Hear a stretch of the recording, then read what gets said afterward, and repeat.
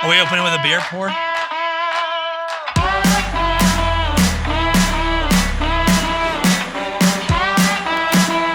Oh, yeah. Boom, dynamite.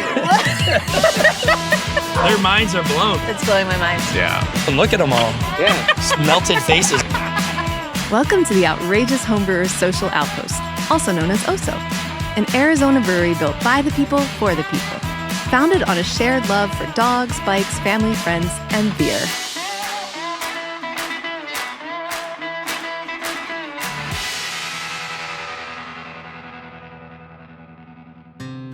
We started out, we were homebrewers. Just started as like a small hobby. Craft beer 10 years ago, honestly, was not that big. Me and a couple friends were doing just to like explore what we can make with beer. Breweries you go to, you see big tanks and you see kind of these things behind walls and you wonder what they do. Well, here we involve everyone and we brew 4 times a week with guests. That's right, they let their guests brew their own beer. It only makes sense, considering O.H.S.O began 11 years ago with a handful of neighbors meeting up for beers on the bike path by the canal.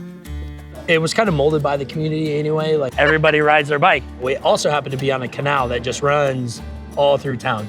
If you like people watching, you can sit and have a beer and just watch the craziest things go by. Some people have kids, some people have dogs. Right. People go to work 9 to 5, and they've been out all day, and then they go home, and then they feel guilty about leaving. So we want to be like, hey, like, get your dog, come back, have happy hour, get something to eat. Yes. I mean, what's better than hanging out with your dog, having a beer on the patio? Most dogs are better than the people that come in anyway, you know? We kick people out before the dogs, I'll tell you that for sure. I wouldn't leave this place. I mean, I travel, and boy, do I travel. I love to save it up. I buy my ticket like 10 months in advance. I will just go anywhere I can, but this is my absolute favorite place to be. Hospitality for us is like, if people are coming to see you, like just when you have family reunions, you don't know everyone, but you have the time to know them. So we have people that come in, it's like you're just here on the other side of the bar, and that's the only difference, right? This is our new concept, it's Little O's. We have breakfast, donuts, coffee, beer, wine, and more. And when I rolled up at 8 a.m., the line was all the way out to the street. We get people wired from like 7 to midnight every day. I guess, yeah. It's just a great recipe for, you know, for everything coming together. From a tiny community-powered brewery in Arcadia to 6 locations across southern Arizona, O.H.S.O has certainly grown, but they don't take anything for granted. A lot of brewers, I feel like it kind of comes with the territory. They're outdoor people, so they get out into nature a lot and they want to preserve what's there. Camelback Mountain's right there. And it's one of the most beautiful mountains to see when the sun goes down, like being on this patio to see the sunset, just gorgeous. And then, of course, being in the desert, water is even more important here. So we try to close loops wherever we can to save that water. That seems like a lot of pounds of grain. Yeah, it's a few because it's not just the 94 pounds I started with. It's the 94 pounds I started with plus water, exactly. The old rule of thumb was it takes about 8 gallons of water to make 1 gallon of beer. Just like many production situations, water is one of the most heavily used resources. O.H.S.O is going to great lengths to reduce their water use, even if it means trying something a little unconventional, like recycled water brewing. We did a wastewater challenge, took wastewater and treated it so it was potable again and pumped it into a tank and brewed a beer with it. It was kind of hard to get past to people saying, oh, so you made beer with toilet water? There's still a lot of stigma around it, even though like the water was clean. The water tasted better than our tap water, so.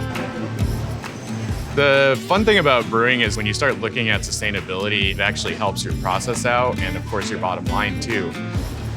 We steep the grains in hot water for about 45 minutes, and that's what's called the mash. And basically what we're doing is removing all the sugars from the grain, and then we go ahead and transfer the liquid, that's what you see boiling over there right now. And then we have to ferment it, so we have to cool all that liquid down.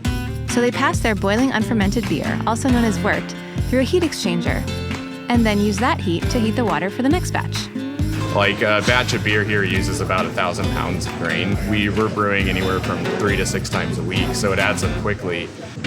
So that's the 4 things that you see us scooping out here. Okay. And you can smell it, you know, it smells like oatmeal basically. But what's really, this stuff tastes terrible. We took out all the sugar. Oh, yeah. It's pretty gross. I'll pass. But you know what it is good for? chickens and pigs and goats and sheep and cows and things like that. We have a farmer that comes and picks it up and feeds it to his like cows and pigs and chickens. Yeah. So yeah, even our waste material doesn't go to waste, which is nice. They also do some in-house baking with that leftover grain. We use the spent grain after our brew process to make dog treats. I do events all over the state, and if I show up anywhere without dog treats, like I'll get like blasphemy. People want the dog treat so bad.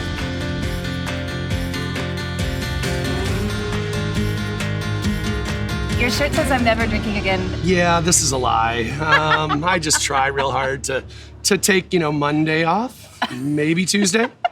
I'd imagine that would be a challenge around here. So what are we drinking here? I know what this is. We actually made some of this morning too. It's a New Zealand pale ale, so it's all New Zealand hops. Nice little fruity. 5.5% pale ale. Certain spots in the world that just grow like phenomenal hops. Yep. Yeah. And New Zealand is definitely one of those Definitely meccas. one of them. But they're so far away, they're so desired, it's not guaranteed that all these breweries get it. Yeah. So when you get a license for it, it's kind of winning a little lottery. Yeah, there's a recipe we developed for World Beer Cup. As delicious as it was, O.H.S.O didn't win in this category, but they did get a silver medal for their European dark lager. We should have had more glasses out here to pour things in. Are you kidding me? I can't do that. Not with that attitude. So this one is, it's called Popsicle Blonde. This is being out in Arizona. We cater a lot of our beers kind of being lighter, crisper, because we have sunshine more than rain.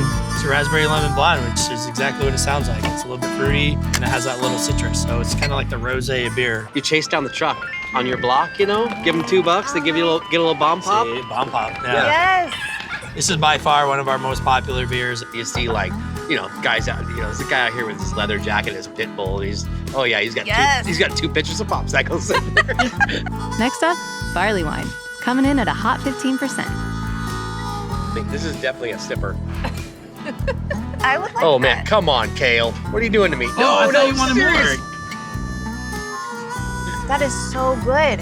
What am I even drinking? I should have like a snifter and a cigar by Yes. a fire. We barrel age around 8 months a piece. Bret doesn't really have limitations on the beers he's supposed to make. It's just go for it. So this last one, this is our Knights of Windsor. We put the beer in like ex-maple barrels. Then we take some bourbon barrels and then we blend it all together. And we have this like bourbony, sweet kind of beer. This is like eating French toast. You got it. Only- Yeah. So we nailed it. Yeah, you nailed it. Yeah. We have lines that? around the Wow. building when we do this. And it's Yeah. like, it's only a testament to like what we do with our community. And that community was tested when COVID hit. It was one of the most like heartbreaking things because it came down to like we had to lay off like 400 employees. The brewers brewed beer there and the distillers made spirits there, but there was no operations outside of that. We set up a food line. We would cook food and everyone would come by with Tupperware. So we knew that nobody went hungry. And that was very important for us is to make sure we took care of our families. Our owner stood out front with a sign on a cardboard box that said, I am the owner, support local jobs. The local community really pushed us through. We opened up like half staff, but we still got a lot of people back. And honestly, it was remarkable. I think we had about like 90% return. So we actually have a beer that we brew every September called 1-800-273-TALK, which is the suicide prevention hotline. This is just something that's dear to our hearts. Our owner has unfortunately known some people who have committed suicide. The slogan's always like, reach out. And I was telling him, like, one of the hardest things to do is reach out. Then he kind of flipped the script on me that I was surprised by. And he's like, oh no, I'm trying to get other people to reach out to those people. So it goes both ways. Last year, we turned this into a massive 50 brewery local. We got some other breweries around the nation to participate. And then next year, we're gonna have 500. This is our industry and this is what we do. We're super passionate about it. We wouldn't be here if it wasn't for the community. So, I mean, that's the biggest part. We love our people. You're bringing people together and you're creating a community where people can connect and find support and love, and I think it's beautiful. It is beautiful. Yeah. Cheers to that. Cheers. Cheers.